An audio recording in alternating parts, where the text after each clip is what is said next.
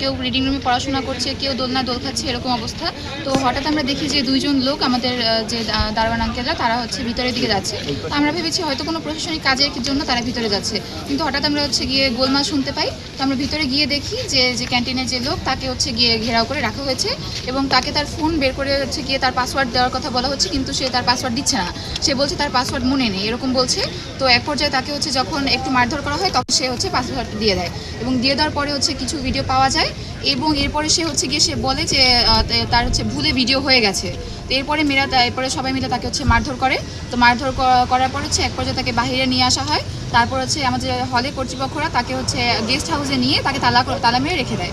তো আমরা এরপরে বাইরে থেকে মেন গেট ভেঙে দেওয়া হয় এবং হচ্ছে গিয়ে মেয়েরা ভিতর থেকে চেষ্টা করে অনেকবার যে হচ্ছে তালাটা ভেঙে দেখ, তাকে বাইরে বের করা হোক। তার মুখ থেকে আমরা স্বীকার চাই যে সে আসলে এই কাজটা করেছে, কিন্তু আসলে এটা করা হয় না।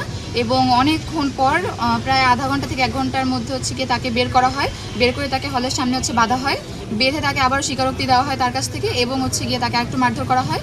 তারপরে তাকে ভিতরে নেওয়া হয়। আমাদের হলের ভিসি আসে, প্রভিসি আসে এবং প্রভোস্ট ম্যাম আসে, অ্যাসিস্ট্যান্ট প্রভোস্ট আসে। তারা আসার পরে ভিতরে হচ্ছে গিয়ে কথাবার্তা বলা হয়। তারপরে কি বলেছে সেটা আমরা মোবাইল কি চেক করা হয়েছে? ওর মোবাইলে কি ছিল? তার মোবাইলে হচ্ছে গিয়ে ভিডিও ছিল, 3টা ভিডিও হচ্ছে গিয়ে প্রকাশ্যে বের করা হয়, আর বাকিগুলো আসলে আমরা জানা যায়নি, আমরা বলতে পারি কি না। ধরনের ভিডিও ছিল সেগুলো? সেগুলো হচ্ছে গিয়ে মেয়েদের ওয়াশরুমে গোসল করা অবস্থার যে ভিডিও ওসব ছিল, ওরকম ভিডিও ছিল। আচ্ছা, এরপরে তাহলে আপনাদের এখন দাবি কি, মানে কি চান আপনারা, কি চান? এই আমরা সুষ্ঠু তদন্ত এবং সুষ্ঠু বিচার চাই, কারণ আমাদের এক বেডের একজনের সাথে এরকম হয়েছে, কারণ আমাদের সাথে হবে না তার তো কোনো নিশ্চয়তা নেই। আমরা এর কঠোর বিচার চাই। খুলনা বিশ্ববিদ্যালয়ে যে নারীদের 2টি হল রয়েছে, তার একটিতে বিজয় 24 হল, সেখানে থেকে একজন ক্যান্টিন বয়, তো ওই ছেলেটা হচ্ছে ক্যান্টিন বয় যে মালিক আছে, ওই মালিকের আর কি ছেলে।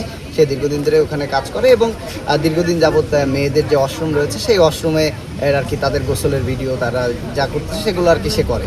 তো এক পর্যায়ে কালকে শিক্ষার্থীরা তাকে হাতে নাতে আটক করে এবং ঘটনাস্থলেই কিছু ভিডিও ফুটেজ পাওয়া যায় এবং আরও আনুষঙ্গিক শিক্ষার্থীদের জিজ্ঞাসাবাদে প্রায় 900+ ভিডিওর কথা আমরা জানতে পেরেছি ইতোমধ্যে। কিন্তু আসলে এই বিষয়টা সাধারণ শিক্ষার্থী যারা রয়েছেন ওই হলে, বিশেষ করে নারী শিক্ষার্থীরা, তারা খুবই আতঙ্ক বিরাজ করছে, কারণ ওই ওয়াশরুমে কারা যায়, কার ভিডিও করা হয়েছে, যেহেতু 900 একটা অনেক বড় সংখ্যা। আর এই বিষয়টা আমরা দেখেছি যে যারা এই সাথে জড়িত, যে দুজন ইমাম হাসান এবং তার ওয়াইফ যিনি আছেন, তার ওয়াইফ রীতিমধ্যে তাদের ভিতর কোনো অনুশোচনা বোধ নাই।